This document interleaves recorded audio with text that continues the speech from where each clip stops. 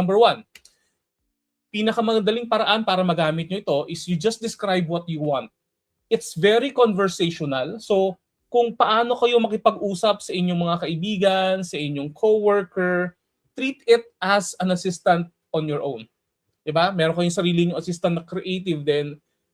You tell your assistant your goal, lalong-lalo na yung goal ninyo, in plain language. It handles the steps across Adobe apps and gives you results you can refine. So, it's a process of refining. Maaring hindi nyo pa nagagawa siya sa umpisa, hindi siya tumatama, and later on, pwede nyo dagdagan yung instructions para maging maayos siya. Number two, you stay in control. You decide what type of direction. Gusto nyo bang ibang klase ng team? Iba yung lumabas dun sa pinaka output niya?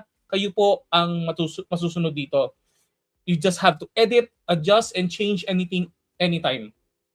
Number three would be, you can also run workflows with just one prompt. Pero ako, in my case, I did like 3 of them na pwedeng sabay-sabay. Well, I mean, pwedeng magkakasunod. You can start with a complex task or a simpler task. Kayong bahala. Like, kunyari, gagawa kayo ng social media assets, meron kayong isang poster, yun yung gagawin ninyo. And the assistant handles all of them, like resizing, editing, exporting, lahat po yan.